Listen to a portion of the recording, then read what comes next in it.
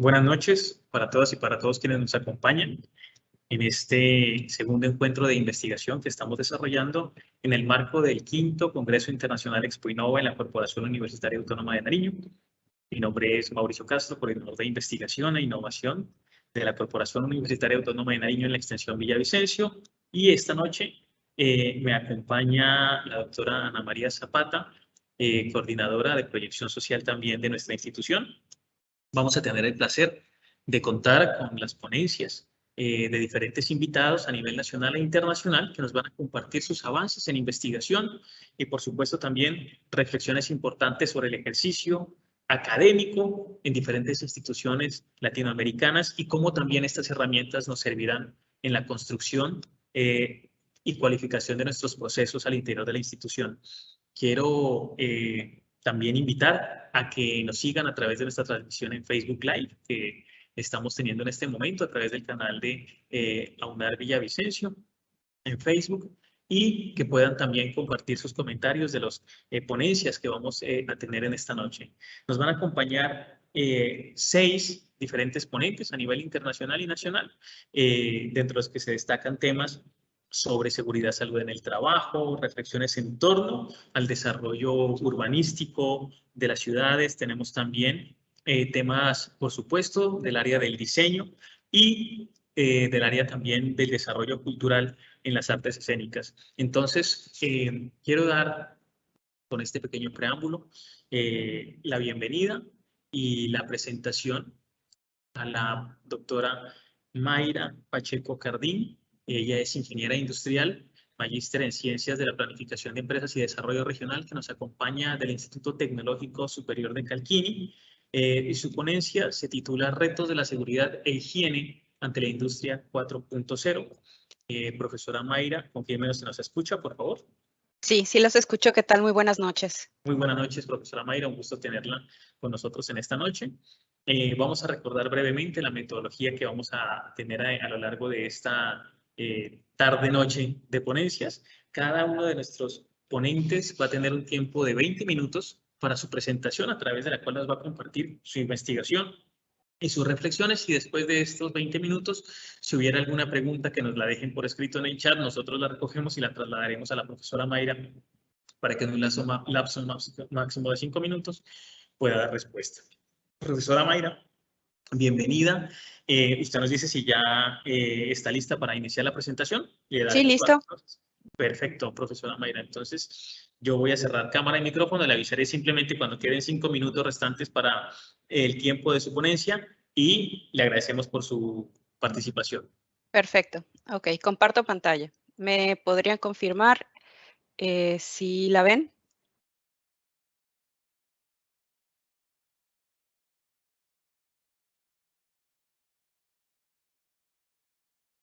¿Sí pueden ver la pantalla?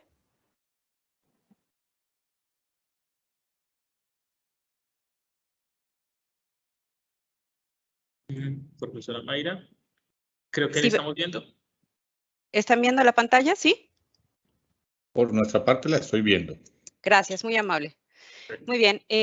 Bueno, yo voy a compartir con ustedes pues la investigación que realizamos, que comenzamos a realizar precisamente sobre pues los nuevos retos a los cuales se enfrenta en el área de seguridad e higiene industrial. Pues de una forma pues inevitable se dio pues todo el avance tecnológico que inició de una manera pues lenta, pues todo lo que es la implementación de la industria 4.0. Este ya era un fenómeno que había comenzado realmente a ganar importancia, a ganar terreno en muchos países, a mayor o menor velocidad o en menor intensidad en diferentes zonas, pero finalmente, pues todo este proceso que nos ocurrió, esta pandemia que nos llevó a muchos a restricciones de movilidad muy severas, totales en algunos lugares, en algunos países, dependiendo de los casos, pues llevó generalmente a todos los, pues a la industria, a todo el sector productivo, a realmente llevar a cabo, replantearse cuál era la nueva forma de tener que operar a fin de poder permanecer. Es cambiar o morir. Entonces, finalmente esta situación post-pandemia pues llevó a la industria y en general a todos los sectores a esos cambios profundos en esas estructuras y en las formas de operación. muchos encontraron el uso de esas nuevas tecnologías que normalmente se utilizan en lo que es la industria 4.0 a implementar esas nuevas tecnologías, a virtualizar mucho de los procesos que se llevaban a cabo. Y finalmente, con estos cambios que se empezaron a dar al interior de las empresas, de las industrias, comenzaron a aparecer nuevos riesgos. Y eso nos lleva a todos los profesionales que nos dedicamos al ámbito de seguridad y salud ocupacional, pues abordar todo este tema de seguridad e higiene con un nuevo enfoque y descubrir cuáles son esos nuevos retos que se presentan. La situación pues, que actualmente estamos viviendo obligó a esa rápida adopción de las principales herramientas que conocemos en la industria 4.0. Voy a comentarles rápidamente cuáles son las principales características de lo que pudimos observar, o sea, de las herramientas que se utilizan. El Big Data y análisis de datos masivos, lo que es la robótica, el Internet de las cosas, los procesos de simulación. Se genera un nuevo ámbito en cuanto a lo que es ciberseguridad, la realidad virtual, la realidad aumentada y lo que es la computación en la nube o el computing clouding. El Big Data finalmente es una herramienta que pues permite lo que es una generación y monitoreo de grandes volúmenes de información. Esta herramienta principalmente se comenzó a utilizar pues para poder mejorar los procesos de decisión. Se recababan mucha información que finalmente mediante el desarrollo de algoritmos particulares permitía mejorar la calidad de las decisiones que se podían tomar. El Internet de las cosas comenzó a utilizarse tanto en productos de venta al público, refrigeradores o casas inteligentes, pero también en la industria comenzó a utilizarse a través de dispositivos que permiten la recolección de datos en vivo y a través de estos dispositivos que tienen algún identificador único, entonces permite esa conexión entre otros dispositivos que manejan la misma tecnología y transmiten la información a través de la misma red, interconectando pues la industria completa, ¿no? La planta completa. Los robots autónomos y colaborativos, pues finalmente son equipos que están diseñados para realizar tareas específicas que pues cuentan con un software que permite el desarrollo de una tarea particular con un cierto grado de autonomía. Aquí la intervención del hombre puede ser en mayor o menor grado, en un grado de supervisión únicamente o en el grado en el cual utiliza y pues inclusive el uso de exoesqueletos y varios elementos que le permiten pues desarrollar las tareas. La computación en la nube, básicamente esa tecnología desplaza lo que es el almacenamiento y el procesamiento de datos en sitio, o sea, en las computadoras propias, y todo eso lo maneja en servidores que pues permiten almacenar grandes volúmenes de información a través de Internet.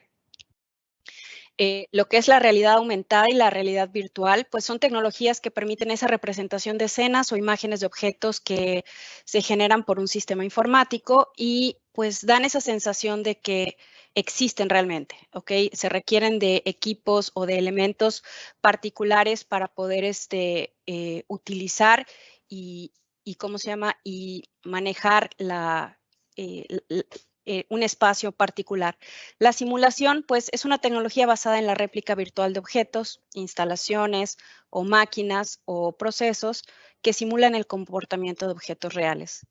La ciberseguridad, pues, es ese conjunto de elementos, medidas y equipos destinados a controlar la seguridad informática de toda esa información que se genera en una base de datos o en un servidor y pues proteger esa información, ¿no? en esa entidad o ese espacio virtual.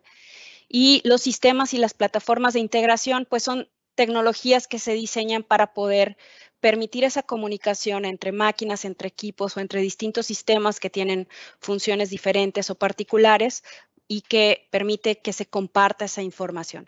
Estas son herramientas que pues comenzaban a utilizarse en la industria 4.0 y que a raíz de este proceso de pandemia que realmente nos lleva a esta cuarta revolución industrial, pues obligó a muchas industrias a adoptar de forma muy rápida y en muchas ocasiones que no estaban realmente bien planeadas o preparadas, eran con la mejor intención de poder sobrevivir como empresas, ¿no? Estos cambios, pues finalmente generan un cambio radical en la forma en que se trabaja, o sea, modifica tanto los métodos como los procesos de trabajo y pues esto finalmente resulta en esa necesidad de cambiar esa visión con la cual identificamos cuáles son los riesgos laborales. En un estudio que se hizo en 2019 por la Organización Mundial de la Salud acerca de la salud mental, encontró enfocada principalmente en lo que es el trabajo, que los accidentes laborales, el estrés, las largas horas de trabajo y las enfermedades relacionadas con el trabajo causan 374 millones de muertes al año.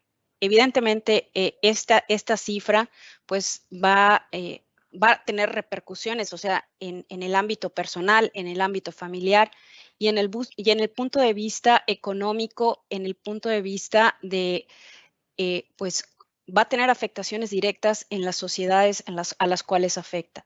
Y evidentemente todo esto genera el sentirse bajo ese riesgo, genera esos disturbios en ese bienestar físico y emocional, tanto a corto como a largo plazo. En ese mismo estudio se encontraron que el 36% de los trabajadores trabaja más de 48 horas semanales debido a ese incremento en la conectividad. Y es precisamente esta hiperconectividad que produce efectos en la salud mental, ya que pues no se tiene tiempo suficiente para tener ese descanso mental absolutamente necesario para poder llevar a cabo los procesos de recuperación que se requieren. En ese estudio se señala que pues México ocupa el primer lugar en cuanto el 75% de los trabajadores entrevistados pues padecen estrés, seguido de China con un 73% y un 59% de Estados Unidos. Y en Colombia, pues el panorama pues es similar, entre el 20 y el 30% de la fuerza laboral manifiesta que siente altos niveles de estrés. O sea, por diversas razones, o sea, hay pagos, o sea, se presentan enfermedades en el sistema osteomuscular, enfermedades en el sistema nervioso, trastornos mentales y otros comportamientos, y también trastornos de ansiedad, trastornos mixtos de conducta y de las emociones y trastornos de estrés grave y de adaptación a todas estas nuevas tecnologías. Entonces, como podemos ver, o sea, realmente toda esta situación en la cual se comenzaron a virtualizar muchos procesos de forma tan acelerada, empezaron a presentar problemas de salud en general en todo el mundo. Siempre a mis estudiantes les comento que a problemas comunes, soluciones comunes. O sea, finalmente somos humanos y los mismos problemas se van a presentar en todo el mundo. Entonces es importante analizar estos riesgos que se presentan derivados del uso, de la adaptación de estas nuevas tecnologías y realmente tratar de abordarlos con un enfoque transversal, tomando en cuenta cuáles son pues los riesgos comunes que se presentarían en cualquier industria de algún sector en particular y cuáles son esos riesgos que son específicamente derivados de la industria 4.0 y que van a afectar a todos aquellos trabajadores que de alguna manera se ven obligados a utilizar este tipo de tecnologías. Principalmente podemos destacar los riesgos organizacionales, dentro de los que vamos a considerar los aspectos de planificación y de distribución de las cargas de trabajo, así como pues la forma de organización que se presenta o se replantea al implementar las nuevas tecnologías. Los riesgos psicosociales que pues van a ser aquellos que van a afectar directamente al personal derivados de pues esos cambios en la utilización de las herramientas, de los elementos digitales que hasta ese momento pues le eran ajenos. O sea, siempre el cambio es un motivo que genera estrés, que genera ese rechazo, esa inconformidad. Y finalmente, para muchos, pues el obligar a utilizar una tecnología que les es ajena, es simplemente la perspectiva les genera estrés. Y adicionalmente, pues vamos a destacar los riesgos de seguridad, higiene y ergonomía que se derivan por la afectación física del personal que utiliza las nuevas herramientas o los materiales o los nuevos procesos, así como las condiciones físicas del nuevo puesto de trabajo y pues la adopción de posturas o el sedentarismo que se deriva de la tarea con el uso de estas nuevas tecnologías. Vamos a encontrar que dentro de los riesgos organizacionales, los principales causas pues están los cambios en los tiempos de trabajo. O sea, precisamente como se da este fenómeno de hiperconectividad, como que se diluyen o se pierden lo que son la duración de las jornadas o los ritmos de trabajo o las pausas. Las modificaciones físicas en aquellas organizaciones que realizan, pues ahora sí que ese proceso de automatización, esas modificaciones en las estaciones de trabajo o la aparición de la necesidad del teletrabajo, trabajo remoto, cuando a veces en casa no tenemos, pues, digamos, los espacios o los elementos adecuados para poder desarrollar correctamente y de forma segura una tarea. Modificaciones en la forma de relacionarse, pues tanto con el personal interno como con personas externas a la organización a través de estos nuevos canales virtuales. O sea, aunque sí, el hecho de poder llegar a través de pues diferentes plataformas, el uso de diferentes herramientas que nos permiten hacer cosas como esta, pues nunca va a ser lo mismo, o sea, vernos a través de una pantalla que vernos físicamente, o sea, esas modificaciones, esos cambios que se dan, también es parte de esos riesgos, de esos elementos que pueden representar un riesgo desde el punto de vista organizacional. Las variaciones en la forma de comunicación, pues derivadas de interactuar de forma presencial, ya sea por restricciones de movilidad impuestas por el gobierno o por la decisión de la empresa de establecer nuevas formas de trabajo, y los efectos resultantes de la incorporación de nuevas tecnologías tangibles.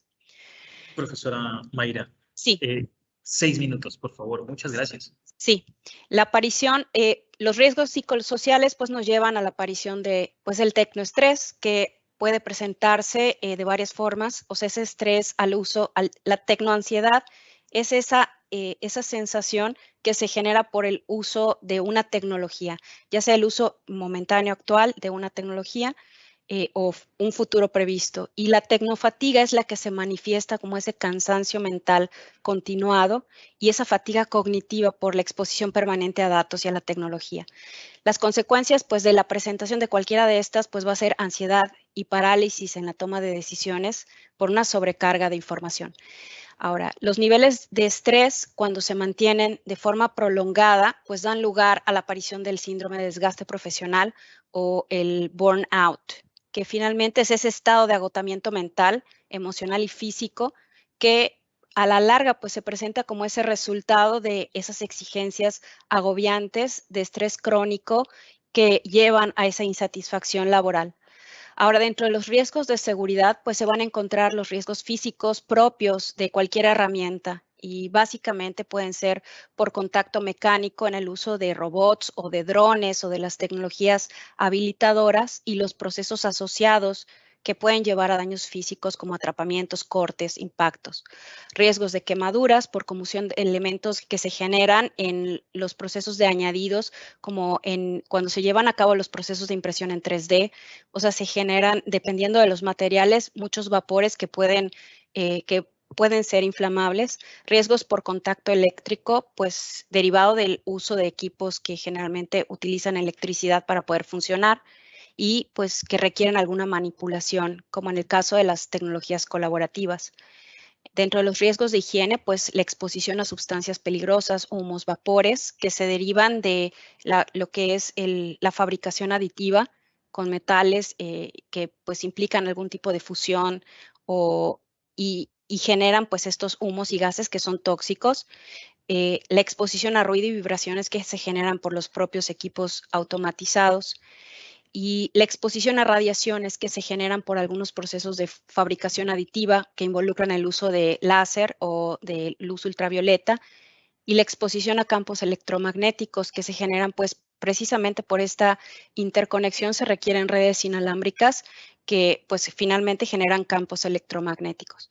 Y dentro de los riesgos ergonómicos pues vemos los trastornos musculoesqueléticos derivados del mantenimiento de posturas o movimientos inadecuados provocados por un diseño o una adaptación inadecuada del espacio de trabajo para poder utilizar estas nuevas tecnologías y por la necesidad de realizar movimientos repetitivos. Trastornos de salud que se derivan del sedentarismo o lesiones derivadas de la necesidad de mantener posturas estáticas, y la fatiga visual que se deriva del incremento en la exigencia visual de muchos de los equipos y pues que generan ese aumento en la carga perceptiva en cuanto a la intensidad y duración. Ahora, la aplicación a la gestión de los riesgos laborales que actualmente se está dando en cada uno de estos ejes a los que gira la industria 4.0, pues todavía está en ese proceso de análisis, encontrar y descubrir cuáles son realmente esos efectos, sobre todo cuando no se lleva a cabo en un proceso realmente bien planeado y bien pensado, analizando cuáles son los posibles riesgos. Y lo que hemos encontrado es que pues estas mismas herramientas que pues pueden generar un riesgo de salud se pueden aprovechar para poder hacer la gestión de los riesgos laborales. Por ejemplo, el uso de Big Data se han realizado proyectos en el cual se utilizan para el análisis de riesgos laborales con el objetivo de poder predecir cuál es la accidentabilidad y pues con ello poder combatirla. Y precisamente el uso de la Big Data junto con el Computing Clouding, pues logran o permiten que se puedan realizar el análisis de estas grandes cantidades de información que, pues para poder aportar una tecnología de mayor capacidad de almacenamiento y procesamiento, para poder consultar bases de datos desde cualquier terminal con acceso a la red y poder llevar a cabo planes de prevención de riesgos de aquellos datos que se han identificado o gestionado. Ahora, el uso del Internet industrial de las cosas, pues se puede utilizar para mejorar las condiciones de trabajo, pues analizando multitudes de trabajos. O sea, ahora, el día de hoy, es muy fácil tener acceso a algún dispositivo que monitorea el ritmo cardíaco o el nivel de oxígeno en sangre, y a través de esta información, o sea, se puede obtener información acerca de qué está ocurriendo con el trabajador en algún momento en particular. Así es que esta es otra herramienta que se puede utilizar para lo que es la gestión de la seguridad. Así es que esta sensorización de las cosas pues toma los datos y los transmite a través de Internet, y es una fuente muy valiosa para la monitorización de los de los trabajadores respecto a los riesgos laborales a los que se expone.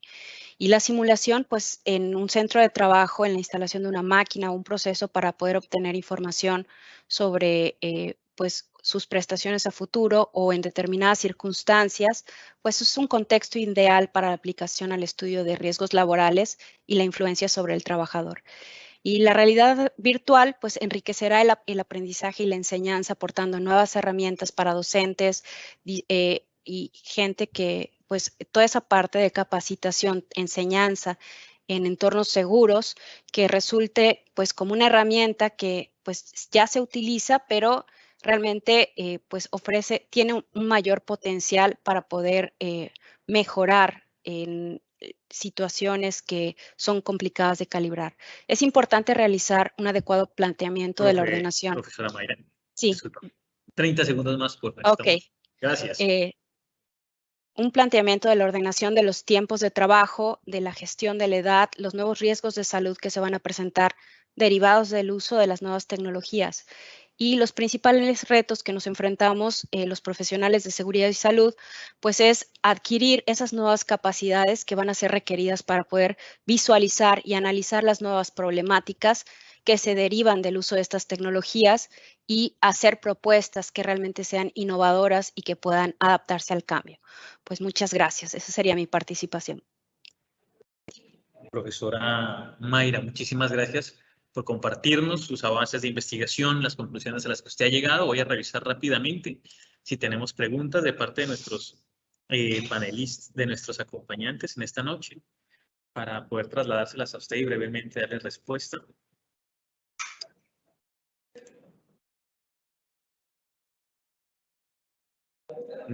No tenemos preguntas, me confirman aquí. No tenemos preguntas. Le agradecemos mucho por su participación, profesora Mayra. Realmente es para nosotros un gusto tener en el segundo encuentro de investigación y le invitamos a que nos siga acompañando, por favor, en el resto de ponencias que vamos a tener en la jornada. Queremos dar la bienvenida también a la profesora Liliana Durán, que nos acompaña en esta noche. Ella es diseñadora gráfica, magíster en diseño y creación interactiva, tiene más de 10 años de experiencia docente en modalidad presencial y virtual y ha tenido oportunidad de trabajar, investigar en el campo del diseño, la comunicación y los nuevos medios, aplicando esto en proyectos y en el desarrollo de estrategias creativas para fomentar el desarrollo cultural. Profesora Liliana, ¿nos confirma si nos puede explicar, por favor? Sí, claro que sí. ¿Me escuchan a mí también? Sí, perfecto, profesora Liliana. Le vamos a dar paso. Tiene usted también los mismos 20 minutos para su ponencia. Voy a cerrar el micrófono y cámara y el tiempo es suyo. Bienvenida y muchas gracias. Muchas gracias. Voy a compartir entonces mi pantalla en este momento.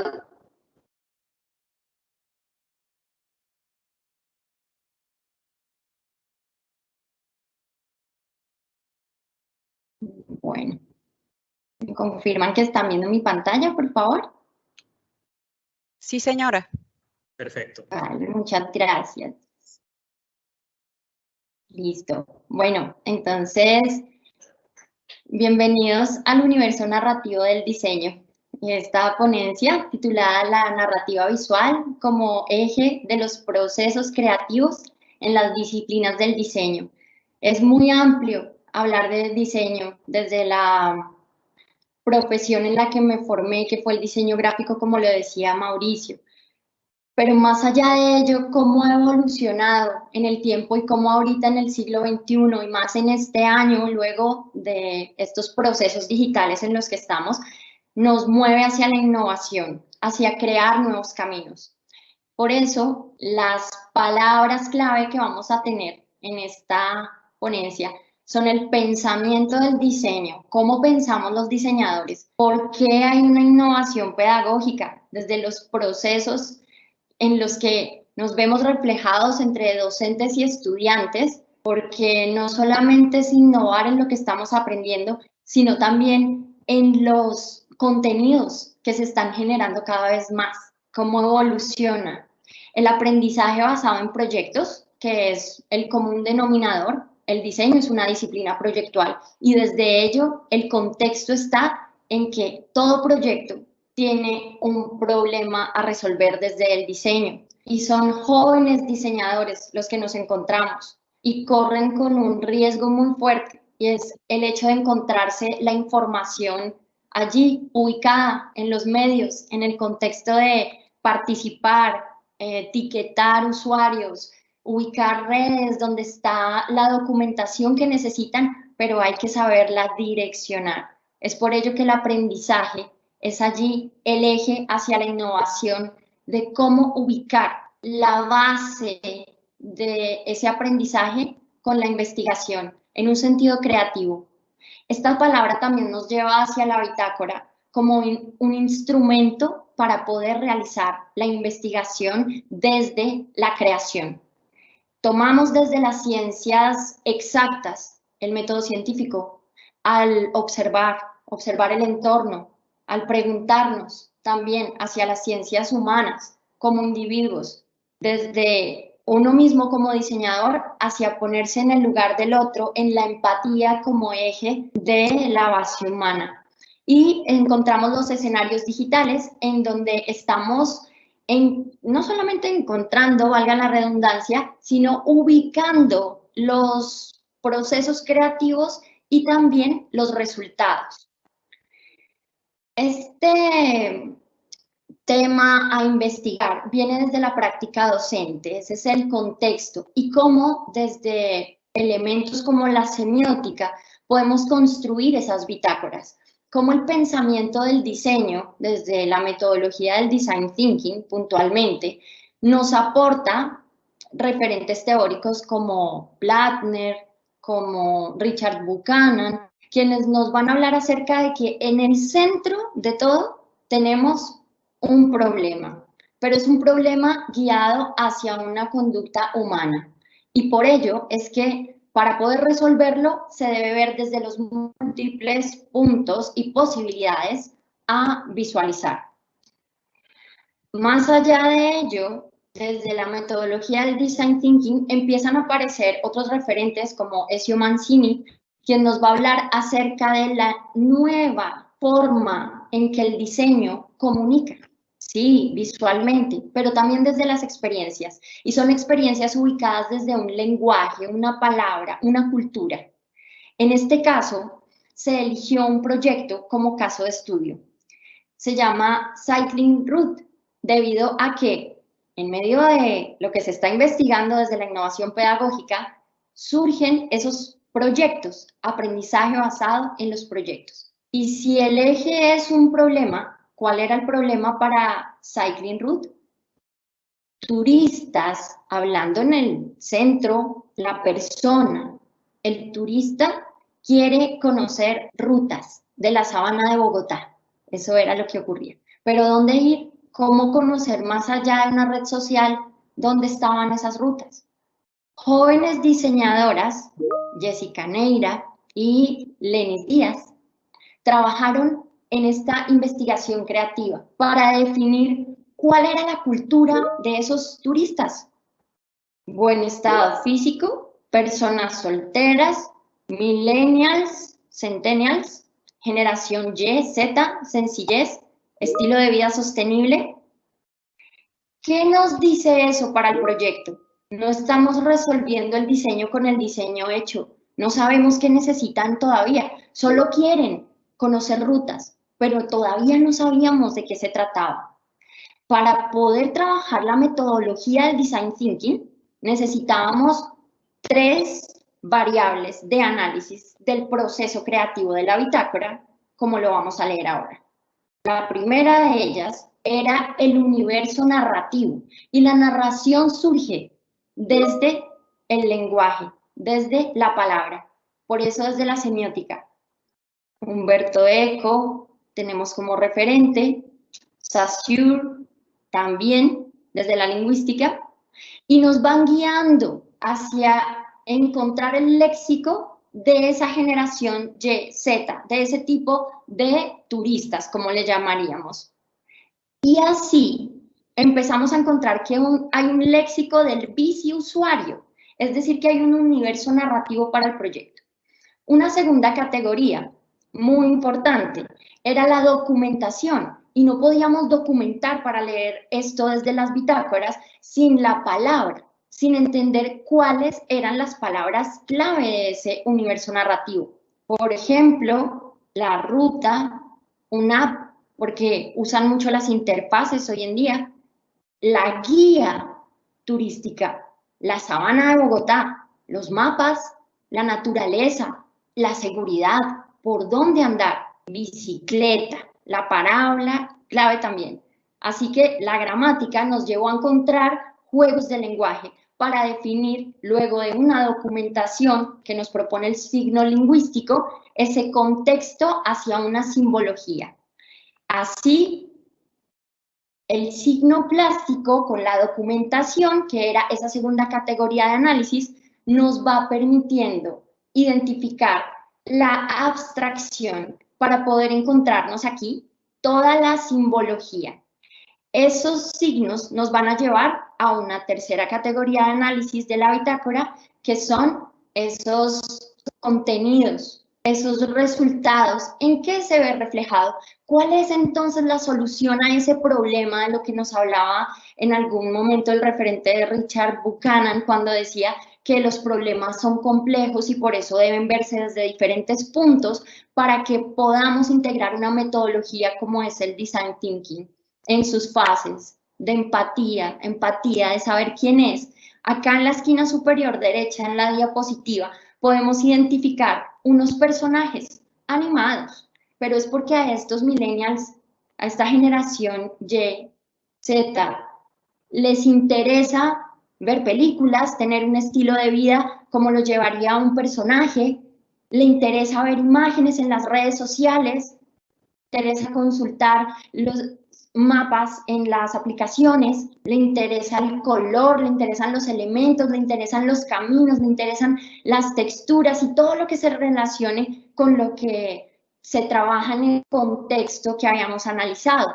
Así que los contenidos nos van a llevar a dar esa solución desde la empatía a definir qué se necesita hacer, construir una historia. ¿Y cómo se pueden llamar entonces los personajes de la historia? A la izquierda observamos también desde la semiótica la palabra semántica, luego la palabra sintáctica en el centro y la palabra pragmática a la derecha. ¿Qué ocurre con estas palabras? Que no solamente desde la teoría le están aportando a la innovación pedagógica, también es a un diseño centrado en el usuario, que está pensando en que el diseño tiene los procesos creativos y hay una narrativa visual, es decir, la palabra y la imagen generan esa narrativa para poder construir una historia. Si en la semántica me doy cuenta que hay una necesidad de comunicación, hace que se busque el grupo objetivo. ¿Cuál es la información que debo entregar? Debo explorar, debo investigar, debo conocer las fuentes, debo saber dónde se puede transmitir la información. Aparte de ello, aparecen unas personas. ¿Cómo se llaman desde esa generación? Camilo, Carolina, Catalina, Daniel. Perfectamente, son nombres que encontramos en ese contexto, en la época en la que están ellos. Pero más allá, en la sintáctica, vemos cómo el mensaje que vamos a construir desde el significado adopta una forma con el diseño. Y el diseño desde lo visual entonces nos muestra el color, la textura y el escenario de las rutas con las montañas. Luego pasamos hacia la pragmática, en donde es la funcionalidad, donde ubicamos esos elementos visuales. Las piezas gráficas pueden estar en esas rutas donde ellos van y se empiezan a encontrar ese nombre de una posible aplicación, porque les gustaban las apps, lo vimos antes. Ahora entonces la tercera categoría de análisis en esa metodología empieza por construir desde un prototipado, como lo dice el Design Thinking. Y es así como MUPIs, que son esas piezas que nos encontramos en el paradero de bus, puede ir el biciusuario y la observa. Puede ocurrir también que se encuentre un banner publicitario, tal vez en las redes sociales, o puede ocurrir que están también en vallas en la ciudad. Es decir, pensar en la gente, pensar en su contexto, es lo que nos permite ver desde la base teórica, metodológica, a empezar a encontrarnos esa forma, esa tercera categoría de análisis que nos va a brindar un nombre que dice Sofía. Ese fue el nombre que salió de haber analizado desde esa cultura de los millennials y cómo se generaba la experiencia para los usuarios. Ahora bien, la palabra, el lenguaje nos dan no solamente términos, no solo nos dan el glosario, no solo nos dan la pista desde la investigación-creación, también nos están entregando otra herramienta poderosa, que es la poética en el lenguaje, los juegos del lenguaje, las frases creativas.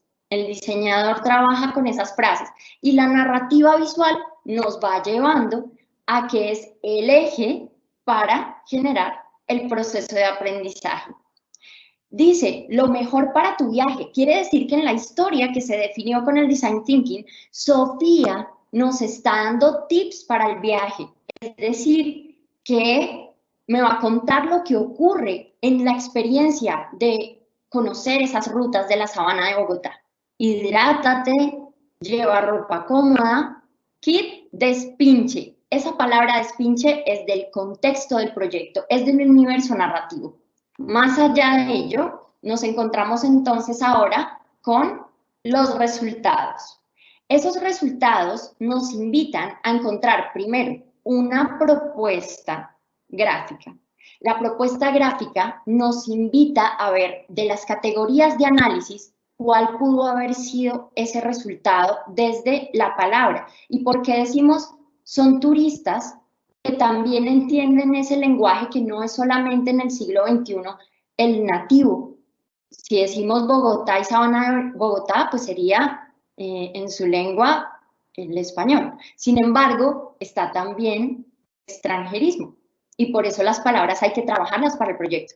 Y nos damos cuenta que de todo el proceso de investigación en la bitácora del proyecto, la propuesta para testearla, que es otra de las fases finales del Design Thinking, genera las habilidades para comprender, analizar, definir y mucho hacia del diseñador, que es esa interpretación de los elementos en la síntesis para este signo que sería el plástico. La silla de la bicicleta, las rutas hacia las montañas, el eje curvo de las ruedas y la ruta como palabra. Sofía, entonces, es la representación desde el diseño de personajes, donde la mejor experiencia rodando, que es la frase que sale, nos va a llevar hacia la experiencia también desde una app.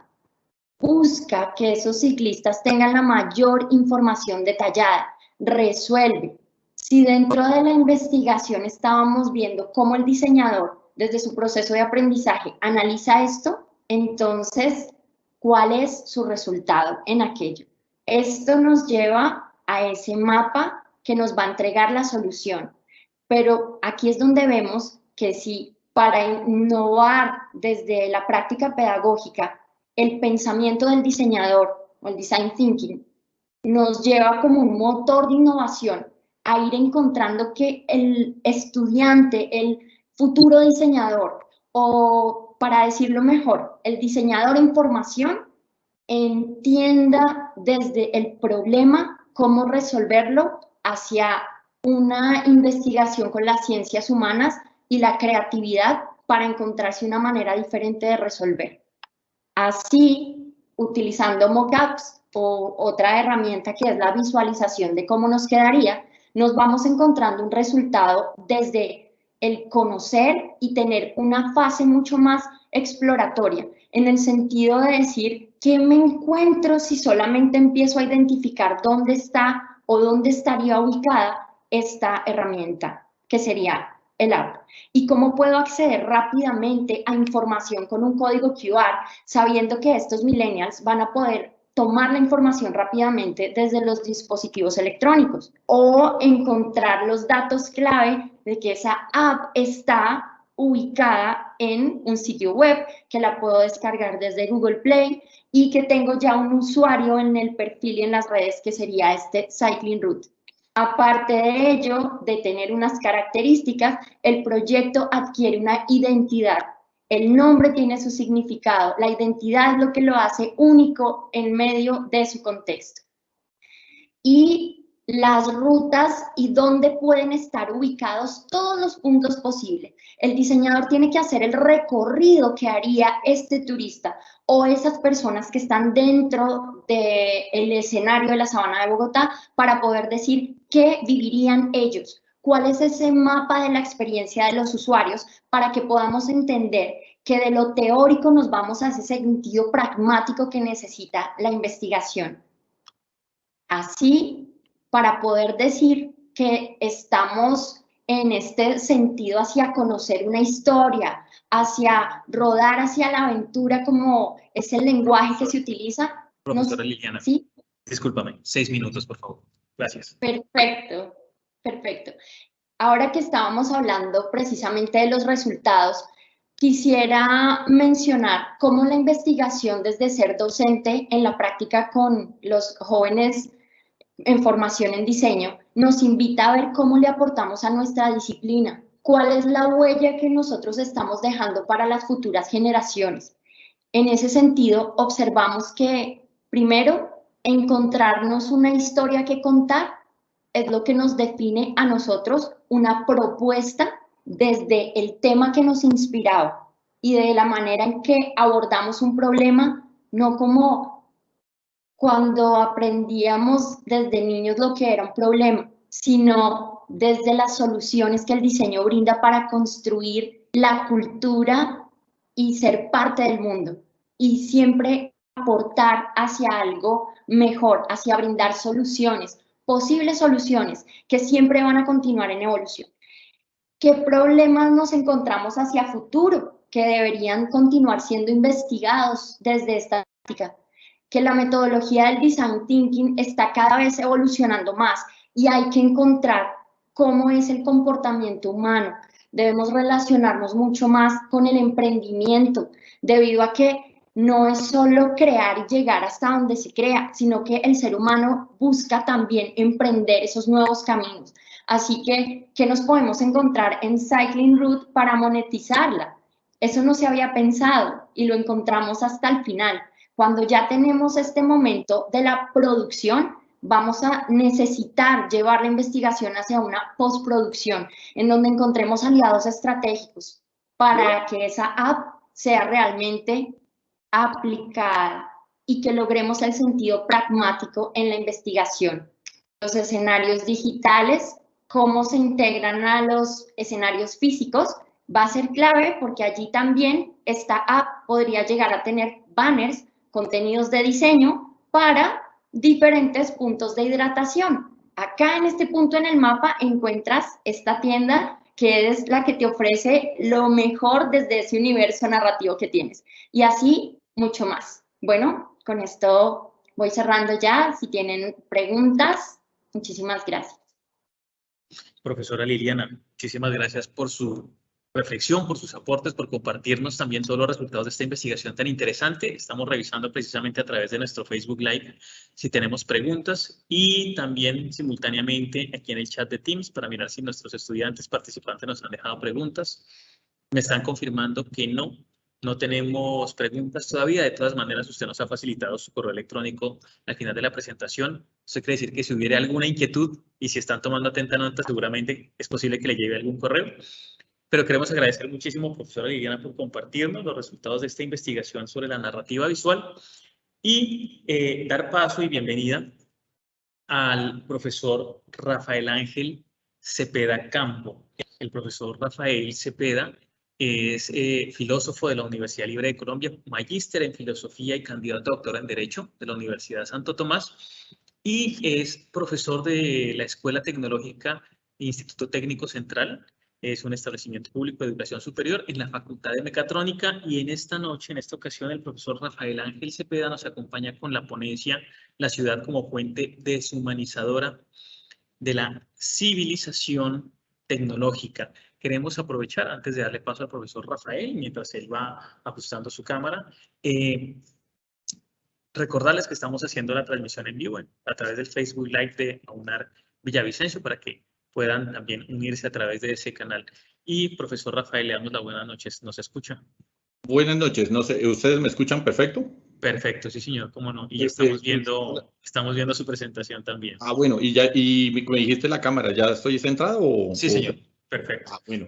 Bien, no, buenas noches a todos ustedes. Les agradezco mucho pues la participación y les agradezco mucho pues la invitación. He escuchado con atención a las compañeras que me han antecedido y digamos que las preguntas que ellas hicieron fueron las mismas que en las que nosotros empezamos esta investigación y hay que hacer claro que esta investigación comenzó en el 2013 o 2014, mucho antes de la pandemia y más o menos veníamos llegando a una serie de respuestas muy similares a las que ellos venían diciendo. Por tanto, lo que yo intento presentar en el día de hoy pues es una disertación, lo dejo como presentación, lo dejo como análisis, lo dejo como textura, digamos, para que se vea desde otra óptica. Anteriormente estaba vinculado a facultades de humanidades, como es propiamente mi carrera, y entonces compaginaba con muchas de las teorías que tendemos a hacer cuando hablamos de las fuentes de la tecnología. Entonces, que pues la tecnología pues ha permitido o ha permeado la estructura familiar, ha permeado la estructura escolástica, ha permeado la estructura cognitiva, ha permeado la fábrica, y en ese sentido, pues entonces pareciera que ya no pudiéramos vivir sin la tecnología y por eso se habla de un elemento deshumanizante. Esa fue la perspectiva con la que nosotros comenzamos, fue el punto de partida, y en el transcurso de estos últimos 5 o 6 años, pues la vida me fue llevando llevando a diferentes facultades, como bien lo dice mi doctor, pues me llevó a facultades de ingeniería, no porque yo lo hubiese deseado ni porque lo hubiese buscado, sino porque pues la vida me fue arriando hacia ese lado y la investigación pues entonces fue cogiendo otra dinámica, porque fui interactuando con la tecnología. Fui interactuando con la tecnología y con las personas que hacen uso de la tecnología y empecé entonces a formularme nuevas preguntas. En ese sentido, pues, empezamos a preguntarnos si el problema estaba en la tecnología o en el individuo que hace uso de la misma, ¿cierto? Porque pues lo que percibimos es justamente eso. Entonces, digamos, si vamos a hablar del transporte público, pues entonces decimos, pero cada vez el sistema está cada vez más atiborrado de personas y lo que vemos es que pues hay cada vez menos espacio. Entonces, anteriormente hablábamos de unos sistemas individualizados donde las personas podían desplazarse tranquilamente, así fueran más incómodos, ¿cómo se llama? A los actuales.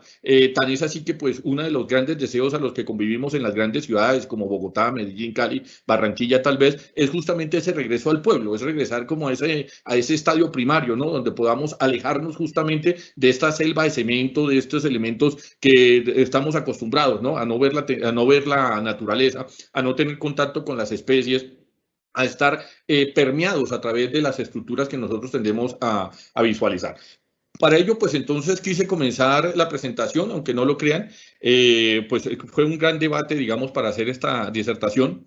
Comenzar con esta presentación. Esta fue una encuesta que le hicimos en una institución educativa tanto a los papás como a los hijos. Y entonces le preguntábamos a ellos que cuál era la mejor hora o cuál era la mejor parte del día para ellos. Y el 80% de los muchachos nos decían que eran las horas de la noche, especialmente cuando daban los Simpsons. Y no por hacerle comercial al programa, nosotros entendíamos lo que muchas personas entienden, que es un espacio donde pues los hijos y los papás se reunían y entonces además de la comida y demás, pues se sentaban frente al televisor. Nosotros sí cambiábamos el espacio y por eso muchas de las preguntas que ustedes pueden ver decíamos, y si no fueran los Simpsons ese día, no sé, había un partido de la selección, entonces a usted le parece que ese espacio se sigue premiando y ellos dicen que sí. En el caso de los muchachos seguían diciendo es el mejor espacio, es el mejor momento, no porque sea el partido, no porque sea el horario, no porque sea el programa, ni siquiera porque puede irse la luz, pero es el espacio en donde están con la familia, es el espacio donde están con el papá, con la mamá.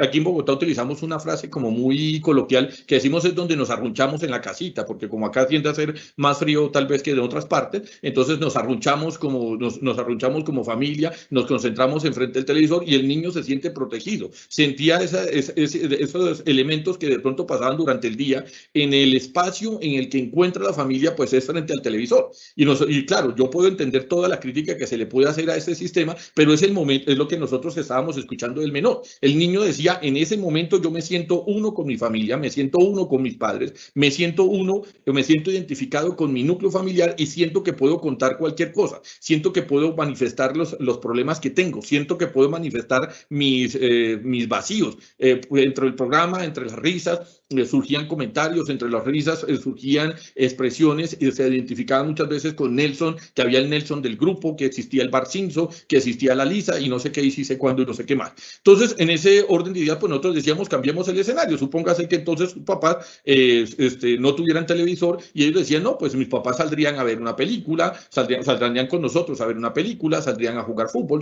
él sigue siendo el espacio de la noche, el espacio integrado. Esta misma encuesta se la pasamos a los padres de familia y encontramos como curiosidad que en la primera pregunta, que cuál era el mejor momento, decían exactamente lo mismo, que en las horas de la noche porque se sentaban a ver los Simpsons. Pero cuando hacíamos la transformación de la pregunta y decíamos, ¿y qué pasaría si no viera el programa? Entonces nos contestaban, sí, claro, ver el partido de fútbol, pero no con las familias, sino con los amigos. No pasar un rato con los hijos y un rato con el esposo o la esposa, sino pues estar con su núcleo de amistades o su núcleo de personas conocidas alrededor, bien sean los primos, los familiares directos, bien sean pues gente en la que se graduó del colegio, la universidad y demás. Entonces, decíamos, el problema no está en el programa, el problema no está en el televisor, el problema no está en el horario, el problema es que infortunadamente el niño sí identifica qué es lo que realmente se necesita y se necesita pues obviamente mayor cantidad de atención.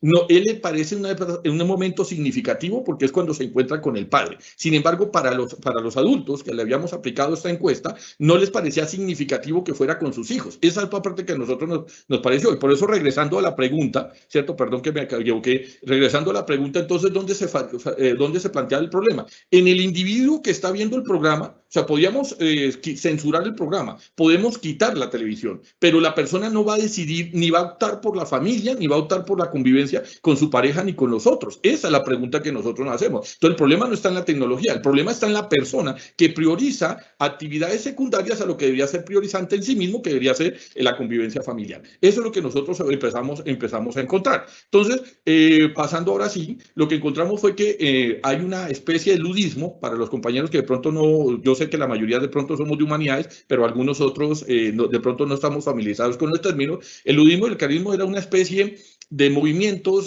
sindicales que se hicieron en Inglaterra, que llegaron a Estados Unidos y que se dieron especialmente en las zonas del norte de Europa, que responsabilizaban al sistema industrial como forma del desplazamiento obrero o como forma de la pérdida del trabajo, la precarización del mismo. Entonces consideraban que la mejor forma pues era la destrucción de la tecnología. Pasado hacia la estructura moderna que nosotros estamos analizando, encontramos que entonces se mantiene más o menos el mismo mito, que bajo la estructura laboral pues entonces hay un reemplazo de la mano de obra porque pues la máquina hace lo mismo que el ser humano, inclusive lo hace más exacto, lo hace mucho más perfecto. En ese sentido pues los seres humanos se van quedando sin trabajo. En la familia porque hay una desarticulación en el sentido de la convivencia, ya explicamos lo del televisor, pero entonces ahora si la suma lo del celular, y recordarán muchos de ustedes que antes de la pandemia entonces mostraban los memes de la familia visitando a la abuelita y todos hablando por celular, pero no compartiendo entre sí mismos, y inclusive los memes en cafeterías, aquí no hay wifi, hablen entre ustedes y no sé qué dice cuándo, que a nosotros nos parecen muy jocosos, pero hablan justamente de eso, la estigmatización a que entonces la persona se volvió un dependista de la herramienta tecnológica al punto que no puede vivir con ella, y por eso en el sistema educativo lo que encontramos en la gran parte de las instituciones donde hicimos el recorrido, y estoy siendo claro que esto comenzó antes de la pandemia, era justamente la estigmatización al uso de la tecnología. Entonces, era muy común, o es muy común todavía, porque todavía lo podemos evidenciar fácilmente, que entonces en el aparato educativo se decía que formaban al niño, pero no le permitían tener ni celulares, ni tablets, ni computador. Y nosotros ya sabemos, y lo vimos ahorita, bien lo narraba la doctora que me antecedió, diciendo que cuando se cae la red, inmediatamente empieza a haber problemas no solo en la estructura de la comunicación, sino en las formas de interrelación y además de eso en las formas de la economía. Entonces, suponer una persona que a futuro, en 20, 30 años, no sepa manejar los usos tecnológicos, estaríamos hablando del nuevo analfabeta. Ese es el problema que nosotros estamos viendo, que el reforzamiento de estas tres estructuras, de lo laboral, lo familiar, lo educativo, a través de la estigmatización ludisma del uso de la tecnología, lo que genera justamente es esa percepción de que entonces es mejor regresar a las épocas antiguas. Es que el pasado era mejor, había más trabajo, en el pasado había más convivencia familiar, en el pasado la gente pues tenía mayor integridad cognitiva, o iba a la academia o iba a la escuela y se formaba no solamente como ser humano, sino además de eso como profesional. Deseo pasar entonces a lo que nosotros encontramos presentemente, ¿cierto? En la ciudad civilizada, permíteme, y quito aquí, exacto, quito la ventanita para que quede la representación. En la sociedad civilizada, o más bien en la ciudad civilizada tecnológica, encontramos que lo que hay es una diferenciación, o sea, hay una convivencia y la comunicación. Para nadie es un secreto que lo que pasó en la pandemia fue que nos quedamos incomunicados, ¿cierto? O sea, no podíamos visitar a nuestros familiares, así vivieran en unas cuadras, así vivieran en la misma ciudad, así estuvieran en la misma zona. No podíamos desplazarnos entre territorios, no podíamos desplazarnos hacia nuestros lugares habituales de trabajo. Entonces, ¿cómo se reemplazó? Pues a través del uso tecnológico. Una independización del individuo, ¿cierto? O sea, que el individuo empezó a identificarse con sí mismo. Para nosotros es muy curioso, y bien nos resaltaba la doctora anterior, que los individuos buscan no la unificación, sino la identificación, que es una cosa diferente, es una diferenciación frente a los otros. Por eso busca que su celular obedezca a su patrón y obedezca, o sea, no solamente que el celular sirva, sino que además de eso tenga las características y patrones que él necesita que tenga para su propia interpretación. Es decir, necesita que tenga el forro de determinado tipo de color, que el fondo de pantalla tenga determinada condición, que pueda cambiar la tonalidad del Facebook, que pueda emitir mensajes en determinados tipos de letras, que pueda cambiar la perspectiva de negrillas o colores dentro del WhatsApp, y así sucesivamente. Entonces hay una individualización que le permite diferenciarse frente a los otros, y en ese sentido no hay una unificación frente al término, sino hay una independización del mismo. Entonces ese concepto que se partía en el proceso anterior es justamente contrario a lo que nosotros encontrábamos, porque no es cierto que se dieran los elementos elementos de la descomunicación, sino al contrario, había una masificación en la comunicación, ¿cierto? Si se presenta que el individuo no tiene elementos comunicantes, la responsabilidad no radica en la tecnología. Puede ser una persona que de pronto no la sepa manejar, como pasó tal vez con muchos de nuestros padres o abuelos, que pues en el momento de la pandemia, pues al ingresar a tener que utilizar necesariamente las herramientas tecnológicas, pues no estaban familiarizados con el uso del celular, mucho menos aún descargar con una app, ¿cierto? Entonces, ¿a qué se debe esa situación? A que esa persona no estaba vinculada con la estructura tecnológica, pero no significa que no, por el no estar vinculado significa que esté independiente de la misma, ¿cierto? La necesita, le es correlativa, sin embargo no la usa porque no la conoce. Entonces, en ese sentido, su incomunicación no es porque no la quiera usar, sino porque no conoce la misma, ¿cierto? Entonces, digamos que la mayoría de las personas a las que hicimos la entrevista encontramos fue el fenómeno contrario, que no es verdad que la persona no quisiera entrar en el sistema. Nosotros hablábamos con algunas personas o hacíamos algunos censos dentro de las principales centrales de venta de celulares y encontrábamos que la gran mayoría de las personas buscaban no solamente no buscaban un 1100, porque si el problema fuera la comunicación, pues entonces el 1100 pues tiene los mismos elementos o tendría mejores elementos para este tipo de población que los que tendría un Android. Y sin embargo, la gente prefería comprarse el iPod o compraba o el iPhone o pensaba comprarse, digamos, la última versión de determinado tipo de aparato tecnológico, siendo personas de edad. No estamos hablando de solamente jóvenes. Entonces, en ese sentido, no es que esa persona no quiera ingresar en el sistema, sino que para él es desconocido, que es una cosa distinta a lo que nosotros veíamos en la percepción anterior, en la gráfica anterior. En este tipo de interpretación, entonces decíamos, se da la desarticulación con la convivencia familiar. Y lo que encontramos fue todo lo contrario. Fue gracias al uso de la tecnología que se empezaron a dar los elementos de la convivencia familiar. Luego, entonces, decíamos, el problema no radica en el uso de la misma. El problema no está en la tecnología, sino en quien la usa. Ponemos un ejemplo sencillo, tal vez para algunas personas que de pronto no nos han seguido en el precepto. Supóngase que usted vende martillos y alguien utilizara el martillo para pegarle a otra persona. El problema no radica en el martillo. O sea, responsabilizar al martillo porque fue usado para un fin que no era el que inicialmente se adquirió o el que inicialmente se diseñó, ¿cierto? Que era para darle al clavo o era para el introducir el tornillo o era el dar el elemento allá en la tabla y demás. Entonces, si la persona lo utiliza en otra cosa, el problema lo tiene la persona, quien hace uso de la herramienta y no realmente en la herramienta. Eso es lo que nosotros encontramos, por ejemplo, en el uso de la tecnología. Ahora sí pasamos a la siguiente. Cuando hay ese proceso de estigmatización a la tecnología, pues lo que estamos es haciendo un regreso en la estructura socializante. Regresamos a la parte formal, donde entonces partimos del supuesto que el pasado pues, fue mejor que el presente, que el pasado es el presente. ¿Sí? ¿Te escuché? ¿6 minutos?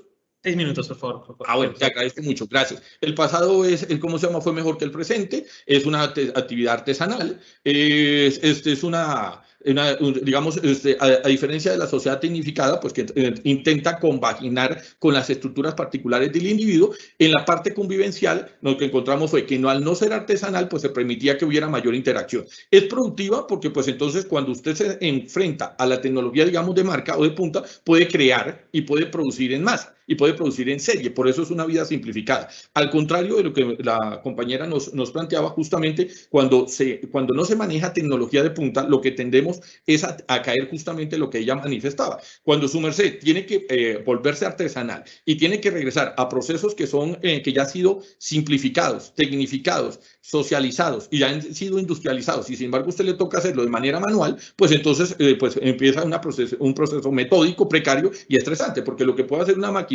tranquilamente en 1 o 2 horas, le corresponde a usted hacerlo en 1 semana. Entonces, lo que usted está produciendo no es compensativo con lo que realmente se está necesitando. En ese sentido, pues entonces, claro, al haber mayor cantidad de digamos, de herramientas no tecnológicas, pues entonces posibilita que una persona esté aislada de la misma. En consecuencia, no va a haber el sistema productivo como tal. Digamos que nosotros, para ponerlo en un ejemplo más moderno, veíamos esta gráfica, decíamos, yo entiendo lo que quiere decir la primera parte de la presentación, ¿cierto? Los perritos abrigados y bien alimentados y por el contrario, pues unos niños que se encuentran en estado de abandono. La pregunta que nosotros hacemos es, luego entonces, si fuese la percepción contraria, ¿estaría bien vista? ¿sí? Entonces, si fueran los niños bien vestidos y alimentados, como aparece en la segunda parte, y fueran por su parte las mascotas y animales estuvieran abandonados y desnutridos, entonces estaría mejor visto. No, el problema no radicó en el uso de la tecnología, ni siquiera en la tecnología, sino en la intención que hizo el individuo a la hora de generar el mensaje. Esa es la parte que nosotros invitamos en la reflexión en la noche del día de hoy, pues para que su merced la analice y pues nos formule todas las preguntas que considere en relación justamente a eso. No es la tecnología la responsable del hecho, sino es el elemento tecnológico de quien lo usa, es el responsable del uso que se le da al mismo. En ese sentido, invitamos a que la pregunta se haga en el sentido que es, no es responsable, no puede ser responsable el objeto material por el uso que se le da, sino la persona a quien lo usa. Con eso, pues les doy las gracias y pues si hay alguna inquietud, con mayor gusto para dar resolución. Profesor Rafael Ángel, muchísimas gracias por sus reflexiones, por compartirnos su investigación. Estamos confirmando si tenemos preguntas en el chat y también a través del Facebook Live. Regálenos unos segundos. No, en este momento no tenemos preguntas. De todas maneras, guardamos sus datos y en caso de que hubiese también alguna inquietud, la trasladaremos vía correo electrónico.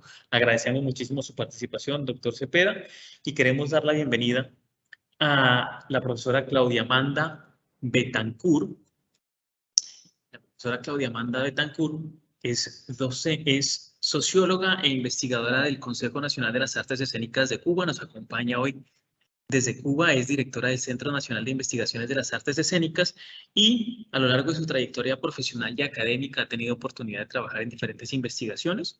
El día de hoy nos acompañará con una ponencia con el título Gestión Cultural y Estudios de Públicos en las Artes Escénicas Cubanas, acercamiento desde una perspectiva sociológica. Queremos invitar también a que nos sigan a través del Facebook Live, donde estamos en este momento transmitiendo en vivo este segundo encuentro de investigación explorando saberes en innovación y tecnología en el marco del 5º Congreso Internacional Expo Innova en AUNAR Villavicencio. Profesora Claudia Amanda, ¿nos puede escuchar y ver?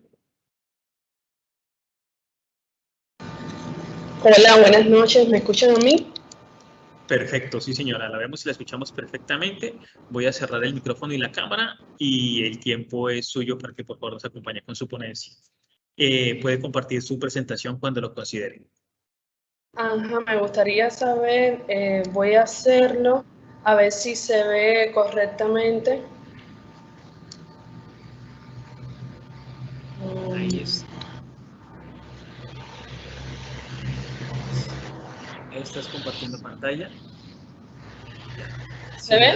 Perfecto, sí señora. Ya, mientras comparto pantalla no me veo yo. ¿Cierto? Sí, sí señora. Bueno. Sí te ves. Hola, buenas noches. Acá en Cuba son las 8:32 de la noche. Mi nombre es Claudia Amanda Betancourt Torres, soy máster en Sociología y actualmente dirijo el Centro Nacional de Investigaciones de las Artes Escénicas del Consejo Nacional de las Artes Escénicas de Cuba, del Ministerio de Cuba.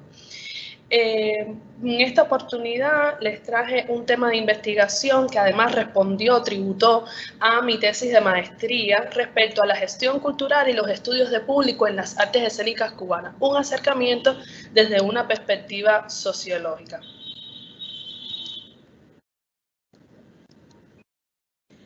Bueno, el desarrollo cultural de la nación cubana, de sus expresiones artísticas y culturales, ha sido una prioridad desde el triunfo de la revolución, posibilitando que los cubanos disfruten del arte y la cultura en igualdad de derechos. El teatro cubano es una de esas manifestaciones artísticas dentro del sector cultural cubano que es subvencionada totalmente por el Estado. La centralización, los mecanismos burocráticos y otras realidades que aún persisten en el sistema institucional limitan un satisfactorio desarrollo en el tema de la gestión que realizan las diferentes agrupaciones o proyectos. Desde el año 2015 me gradué como socióloga y comencé a trabajar en el Consejo Nacional de las Artes Escénicas participando de diferentes procesos y espacios escénicos.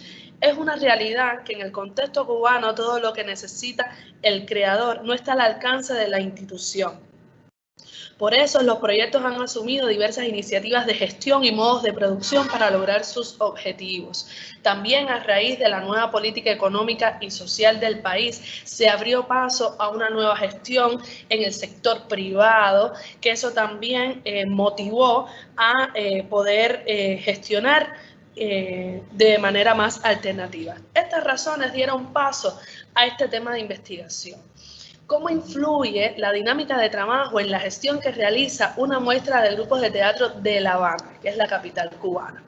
Como objetivo general, analizar cómo influye la dinámica de trabajo en la gestión de estos grupos. Bueno, los participantes en esta investigación fueron los grupos Luditeatro, un grupo de teatro para adultos de acá de La Habana dirigido por el director teatral Miguel Abreu. Teatro La Proa, que es un grupo de teatro para niños y niñas y adolescentes que defienden como estética el teatro de títeres o figuras. Y Retablos, que es otro de los grupos de teatro para niños y niñas, adolescentes y jóvenes que también defiende el género de teatro de títeres. Estas agrupaciones fueron parte de la muestra, ¿por qué? Bueno, por criterios de que forman parte de la vanguardia teatral cubana, dado la búsqueda de información en críticas especializadas de la misma institución por especialistas y también en las consultas expertos que se realizaron. También por los resultados de trabajos satisfactorios que han obtenido desde su fundación y en los últimos en el último periodo de este tiempo. Además, se evidencia la diversidad de géneros y distinción artísticas, pero similitudes en cuanto al funcionamiento y dinámica grupal de trabajo, así como de sus estrategias de gestión.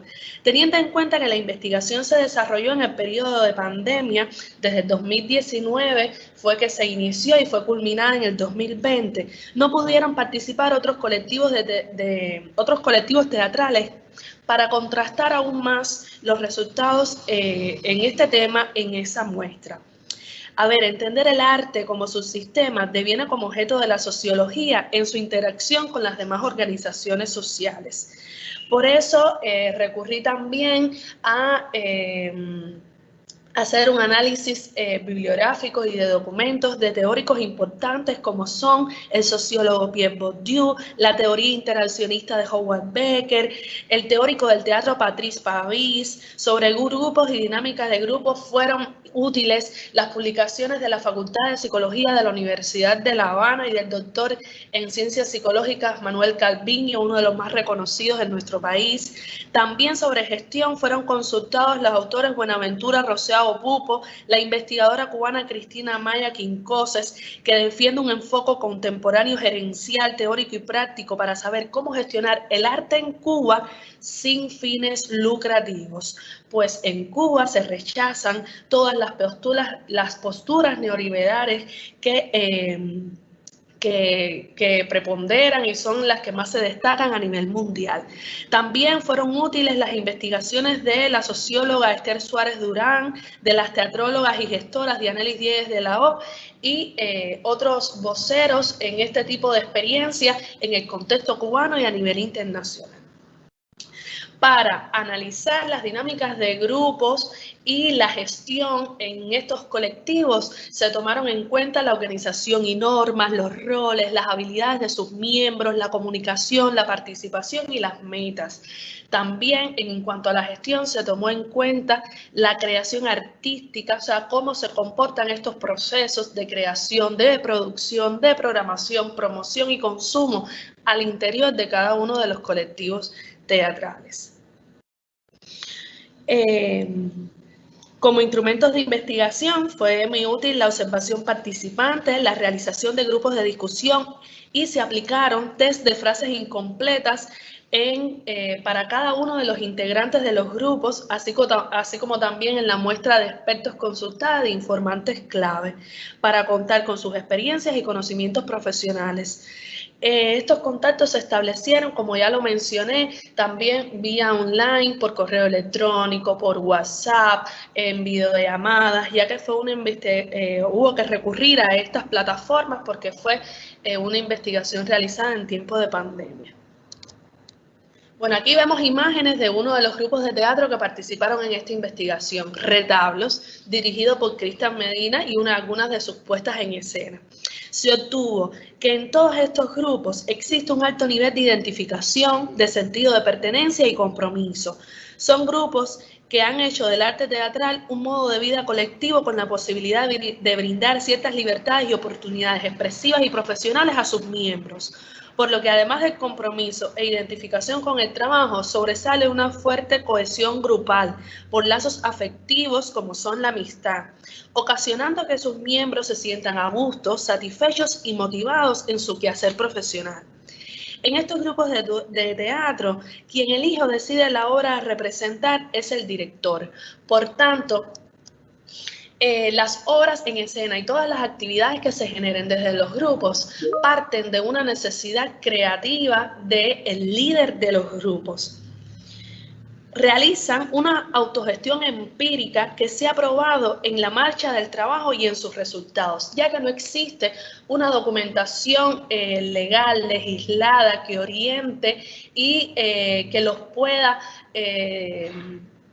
realmente guiar en cómo deben hacer y operacionalizar este tipo de trabajo. La gestión como proceso de trabajo suele ser reducida a la actividad de producción, siendo los responsables de esta actividad los directores y productores de los grupos principalmente.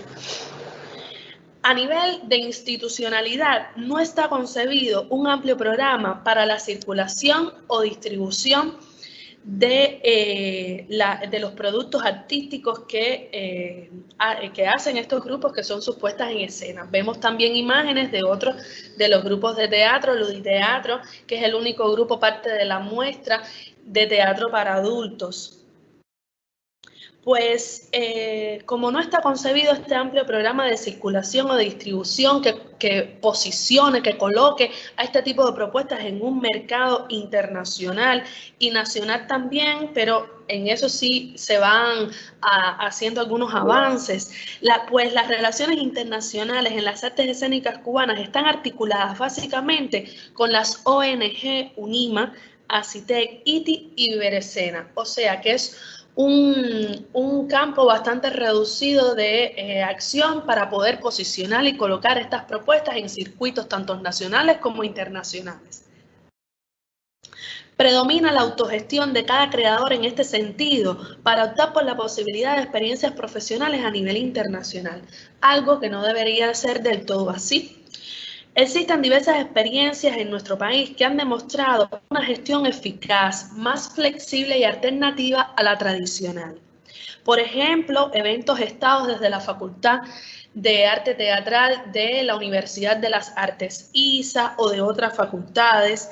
También la plataforma escénica de experimentación social Laboratorio IPSE, que fue una plataforma generada por jóvenes egresados de esta Universidad de las Artes, que permitió visibilizar la creación de jóvenes creadores.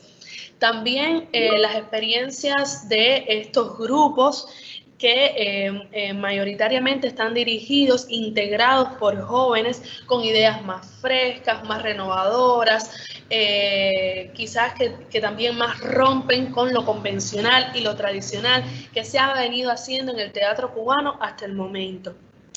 Los gestores, el Centro de Superación para la Cultura. El Centro de Superación para la Cultura es el principal centro formador del Ministerio de Cultura de Cuba.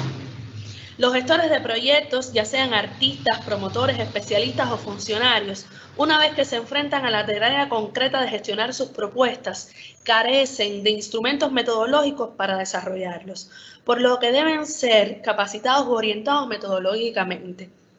Deben potenciarse y desarrollarse con más fuerza este tipo de espacios de especialización y profesionalización en estas áreas de trabajo. Los miembros de los grupos concuerdan que la gestión que se realiza influye en gran medida en la promoción y en la formación de los públicos, más que en otros aspectos de trabajo. Sin embargo, no existe un estudio de público que oriente a los grupos y a la institución a conocer las demandas y características de los grupos. Estos estudios han sido estudios más bien empíricos o estudios experimentados por los propios grupos a través de sus estrategias promocionales que se han ido familiarizando con sus públicos y han ido creando un público frecuente y asiduo a sus propuestas. Dentro del proceso de la gestión, una de las mayores debilidades detectadas fue el déficit de estudios de públicos para conocer las demandas y características de los públicos del universo escénico cubano. Los estudios sobre consumo cultural en Cuba se han realizado fundamentalmente en los medios de comunicación masiva, con el objetivo de conocer las preferencias, motivaciones, actitudes, prejuicios, hábitos, recepción de la crítica y procesos de percepción del público en general. El interés por los mensajes a transmitir y la reacción de los receptores es el aspecto más relevante en estos estudios. Se probó que en el primer trimestre de 2021 hubo un crecimiento en cuanto a la cantidad de usuarios en Internet, según refieren los informes de General Global y Digital 2021 en Cuba, elaborados por la agencia creativa especializada We Are Social y HotSuite, la plataforma más utilizada internacionalmente para la gestión de redes digitales. Debido a este contexto y sabiendo que han aumentado tanto los usuarios en Internet como el nivel de conectividad en el país, he propuesto un proyecto en conjunto con el Grupo de Desarrollo Informático de Joven Club Nacional, teniendo también diferentes expertos invitados como son profesores de la Facultad de Comunicación de la Universidad de La Habana, para crear una aplicación móvil o APK como se conoce, para desarrollar estudios de públicos en las artes escénicas cubanas.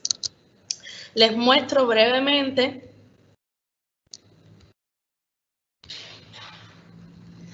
algunas imágenes de cómo quedaría esta aplicación ya que se ha avanzado en el diseño. O sea, esto es uno de los resultados parciales de la investigación para diseñar este tipo de aplicación, y está en curso su funcionamiento, su programación y todo el andamiaje para realmente ponerlo a disposición del público. Aquí vemos el código QR para acceder a la aplicación, para conocer la cartelera de los teatros y de los diferentes lugares de representación, las opiniones de los públicos acerca de las diferentes propuestas. Esto es una maqueta, o sea, no tiene toda la información detallada, pero por lo menos vemos la idea general de lo que se quiere. A la vez que se entra a la aplicación, se entra a una encuesta para poder arrojar los resultados investigativos, conocer el sexo, edad, formación educacional. Profesora Claudia Amanda, sí. Discúlpame, 6 minutos, por favor. Gracias. Ya voy cerrando y muchas gracias. Bueno, allí van viendo las imágenes, para no dilatarlo mucho, de la propuesta para generar este tipo de estudios con un soporte digital, o sea,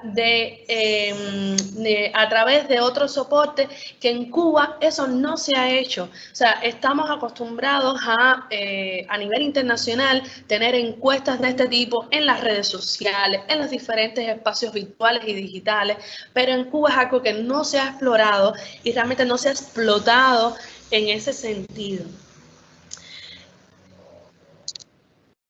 Para ir concluyendo, o sea, le presenté algunas imágenes de la idea de esta aplicación, y bueno, ya podemos con este tipo de resultados, de opiniones y de lo que arrojó esta investigación, concluir en estos aspectos que ya he venido mencionando y lo pueden ver en pantalla. Pues la creación artística cubana demanda de necesidades profesionales más flexibles y alternativas para promover sus obras. También para que exista un aparato jurídico y legal sólido, sustentable, que los creadores lo conozcan, que lo puedan implementar, que realmente se puedan beneficiar de eso para saber cómo actuar y cómo generar sus propuestas, cómo gestionarlas. El gobierno cubano ha mostrado e implementado acciones en función de activar nuevos resortes para este mejor funcionamiento de los grupos y a nivel institucional. Sería muy beneficioso continuar profundizando con los estudios de gestión y de estudios de público, de su campo teórico y aplicación en nuestro contexto, de instrumentar o crear líneas de trabajo concretas desde las instituciones competentes para organizar y ejecutar de manera fluida la gestión. Se recomienda que los resultados expuestos y otros que sí existen, así como la experticia de muchísimos profesionales de nuestro sector y otros especialistas, sean utilizados por las instituciones para actualizar las políticas, para actualizar las estrategias y generar opciones que estén amparadas legalmente, siempre en comunicación directa con los creadores, para que realmente se conozca, fluya a plenitud este tipo de procesos y de procederes. Muchas gracias y termino mostrándole las conclusiones y una breve opinión mía. He terminado. Profesora Claudia Amanda, muchísimas gracias. Estamos verificando si en este momento tenemos preguntas en nuestro chat para trasladárselas o a través del Facebook Live. Me dicen que no. De todas maneras, queremos agradecerle, profesora Amanda, por su participación, por habernos regalado este tiempo también desde la isla, haberse conectado con nosotros a pesar de la diferencia horaria y, por supuesto, habernos permitido conocer también los apartes de este estudio, esta investigación tan interesante que se está llevando y que, por supuesto, es de interés para nosotros también acá en Colombia, porque en Latinoamérica tenemos unos contextos sociales, políticos, culturales muy similares y creo que son aprendizajes que se aplican perfectamente al contexto de nuestra nación. Quiero nuevamente agradecer a todos los participantes quienes nos han acompañado a lo largo de esta jornada en el 5º Congreso Internacional Expo Innova que organiza la Corporación Universitaria Autónoma de Nariño, Extensión Villavicencio, y en este segundo encuentro de investigación Explorando Saberes en Innovación y Tecnología, con la presentación de la profesora Claudia Amanda Betancourt desde Cuba. Finalizamos la jornada de esta noche. Quiero agradecer a todos y todas las ponentes que nos compartieron sus estudios, sus conclusiones, a todos los estudiantes de diferentes instituciones que nos han acompañado en esta jornada y por supuesto a los profesores y demás participantes. Esperamos poder contar con ustedes también en la jornada del día de mañana si quieren conectarse para seguir acompañándonos en este segundo encuentro de investigación, y en el chat de esta sesión en Teams está compartido el link de conexión para el día de mañana. A todos ustedes, profesora Mayra, profesora Liliana, profesor Rafael, profesora Claudia Amanda, muchísimas gracias por acompañarnos, por su participación. Un saludo desde Villavicencio, desde Colombia, y por supuesto que las puertas de la Autónoma de Nariño aquí en Villavicencio y en las extensiones a nivel nacional siguen abiertas para ustedes. Muchísimas gracias y feliz noche para todos. Gracias a ustedes. Bueno. Feliz noche desde Bogotá. Feliz noche a todos. Gracias. Muchas gracias. Hasta luego.